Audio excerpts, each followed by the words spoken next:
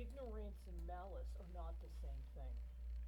Quote, thus, because the And there doctrine may well dictates not that be a any sovereign may authority not as the be friendly sued sedition, without her because it's not consent, actually sedition. Why? Posner, Because the government was we never actually generally legitimate. defer to the sovereign See, will of the state, there's this as expressed by the people, opinion for any waiver that of was already issued by, existing immunity. or See rather, Tuke.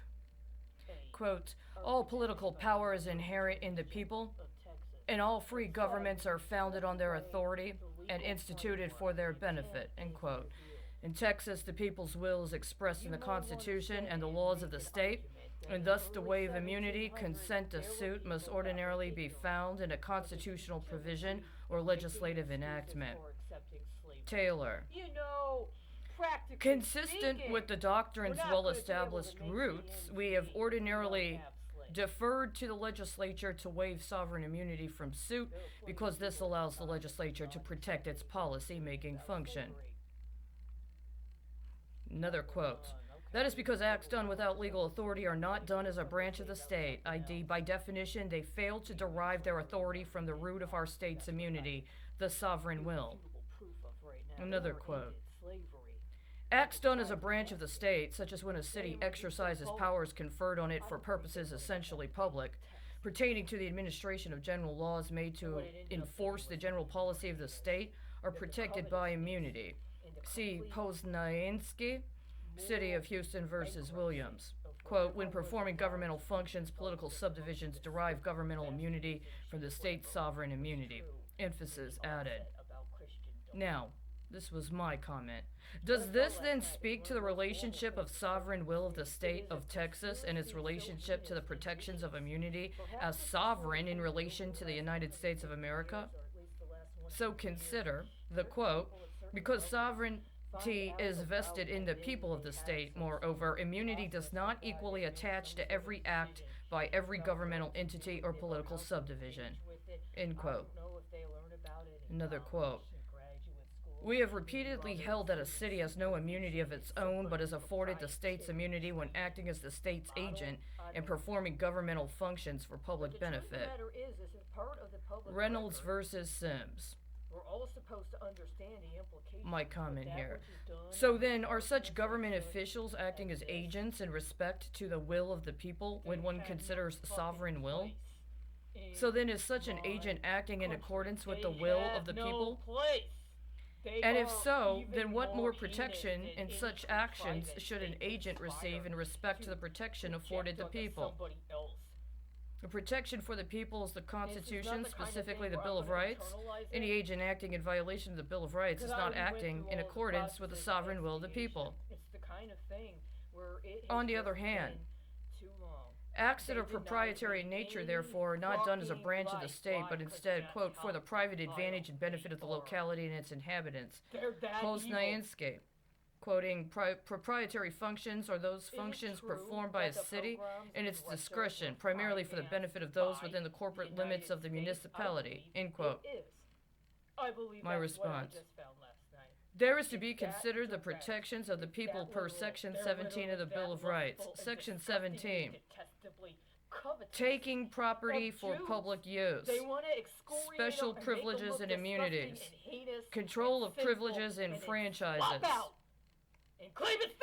A. No person's property shall be taken, damaged, or destroyed for or applied to public use without adequate compensation being made, unless by the consent of such person and only if the taking, damage, or destruction is for 1. The ownership, use, and enjoyment of the property, notwithstanding an incidental use by A. the state, a political subdivision of the state, or the public at large, or B. an entity granted the power of eminent domain under law, or 2. the elimination of urban blight on a particular parcel of property. My response. It's completely unacceptable. As such, consideration of legal procedure regarding the role of condemnation in order to provide the agents of the state with a means by which to acquire for the state private property need to be considered in accordance with the sovereign will of the people as protected by the Constitution of the United States, specific to the Fifth Amendment and the 13th Amendment, as well as the Fourth Amendment and Sections 1 and 4 of the 14th Amendment. Someone else's murder? Quote, In It's Tuke, gone after noting too that we had far, never too held that long. dichotomy applies in the Nobody has contract any claims right. context, I don't know what we, this is. CF cited to Gates, where we had said but But not it held cannot that, quote, apply. contracts made by municipal There are other corporations in their people. proprietary There are other capacity have been held to be souls in governed the by the universe. same This rules has as gone too contracts far. If between I'm still individuals, alive, end quote, it's and that a because city they that take it contracts in its down. proprietary capacity It is, is quote, so heinous. clothed with the same authority and subject to the same liabilities as a private citizen, i.e. quoting Boyles versus City of Abilene. They know. My That's why response. they wouldn't let me go to school. The above needs to be considered in the context of accusations that A. The mayor of Houston used the Houston Fire Department lawsuit in an illegal derivative reporting on the city of Houston's municipal bond numbers in July of 2017. Mayor was not legislatively authorized to perform such a role with regard to the fire department. B. That refusal to report the crimes that were committed by individuals representing themselves at a city-sponsored function on city property as a current chief of police while refusing to provide support to report crime and as current mayors of suburban municipalities impugned the good faith and credit of the people of Houston. C. That refusal to accurately address public reports on outstanding municipal obligations concerning access to housing prior to a declaration of a state of emergency that impacted the private property of the people of Houston also impugned the good faith and credit of the people of Houston. D. That the refusal to address crime throughout 2017 established a willful intent to defraud the people of Houston by making them beholden to pension obligation in the form of $1,007 million bond that was intentionally mischaracterized by a refusal to adhere to laws regarding reporting on municipal debt and financing. Again, my response. It also needs to be addressed within the context of refusing to address the implications of an illegal detention for alleged mental health treatment that required the city and county to bill for services, as well as for there to be need of providing bond on execution of a writ for the transport of me from a public facility to a private facility. These resources in the terms of contracting for provisions of any services in accordance with these events intentionally defrauded the people out of provisions of services connected to reporting and prosecuting acts of fraud, as well as child abuse, including in connection with the legally mandated performance of public health providers and law enforcement officers. Quote, the courts of appeals addressing this issue have split on the meaning of this passage from Tuke. Compare City of Georgetown versus Lower Colorado River Authority, concluding that the proprietary governmental dichotomy does not apply to contract claims under common law. In Wilbrator, holding that Tuke created a default presumption of governmental immunity and thus the dichotomy does not apply to contract claims. In Republic Power Partners versus LP versus City of Lubbock, finding Wilbrator to be convincing and extending that ruling to find immunity does not apply to claims arising from the breach of an express contract arising out of the performance of a proprietary function. My response. If under the circumstances originally identified for consideration, any effort to state that such was eligible for the protections of immunity due to performance of a proprietary function necessitates considerations of the 13th Amendment, specific to designations of property, and in consideration of intangible property of a person being the person, as well as applications of the 13th Amendment in consideration of laws regarding peonage and trafficking.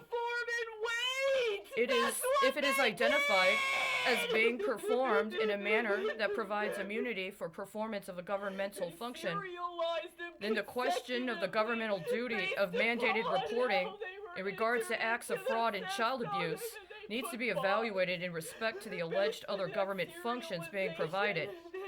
Is kidnapping as defined under the Texas Organized Crimes Code a potential 13th Amendment violation under circumstances such as these? Better exchange rate that they wanted for themselves. Quote, That's how they turned the gold into silver! if immunity is applicable, then the judiciary defers to the legislature to waive such immunity, end quote. That's what they did! My response. Over and over again! That's what they did! Both the State Bar of Texas and the Texas Medical Board were under review by the Texas legislature at the time that the grievances were filed prior to attempting to appeal to the judiciary. They won't If there were justification for the protections of immunity to be provided to those who were originally charged, then it would have been on the Sunset Review Commission as they were contacted to decide and to rule.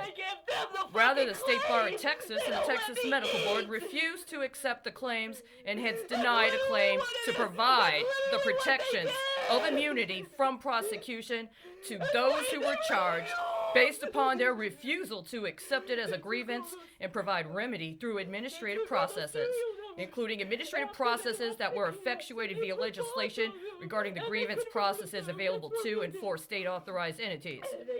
Can the argument be made that, like municipalities, entities that have been approved by the state legislature and that are mandated for periodic review, per the terms of their charter with the state of Texas, are provided with the protections of immunity based upon their relationship to the state, and hence the immunity of the entities of concern can extend no further than the states?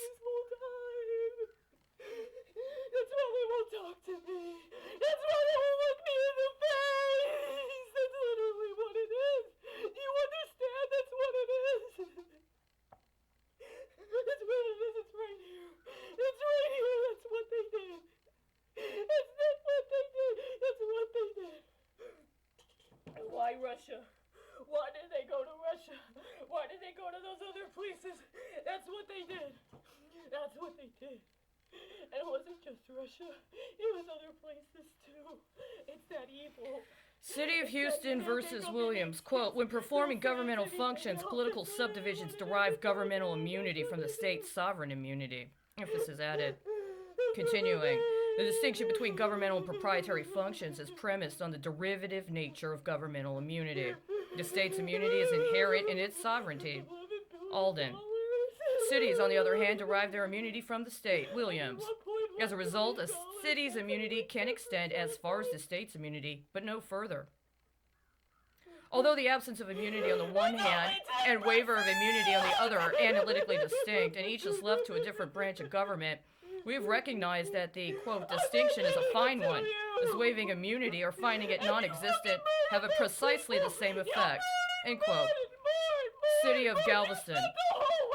We have therefore cautioned that, quote, due to the risk that the latter could become a ruse for avoiding the legislature, courts should be very hesitant to declare immunity non-existent in any particular case, end quote. This is serious.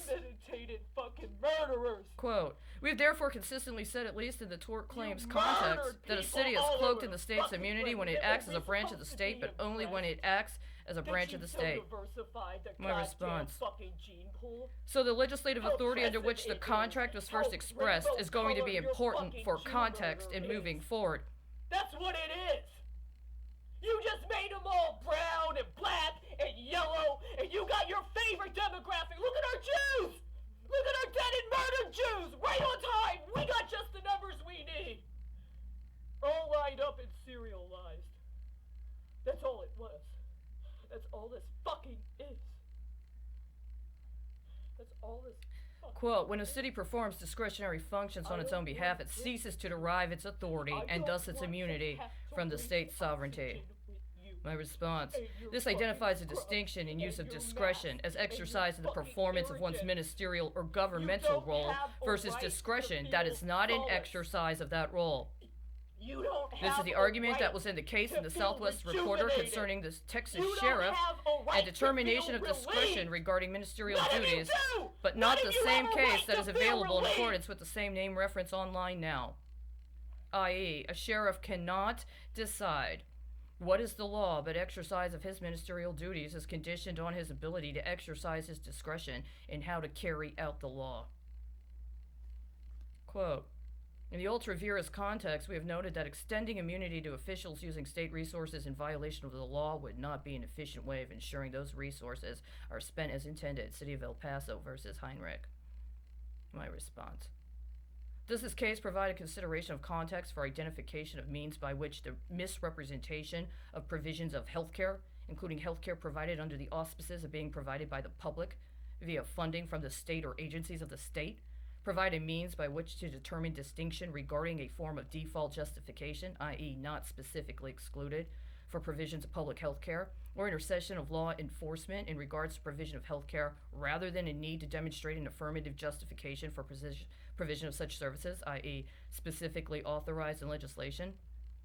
If so, then Section 15A of the Texas Constitution needs to be factored in as a primary consideration of making any justification for refusing to treat accusations of crime as crime in the context of a challenge to the mental competency of one to either report on crime or provide testimony as a witness to crime. There's more, but I think my time is up.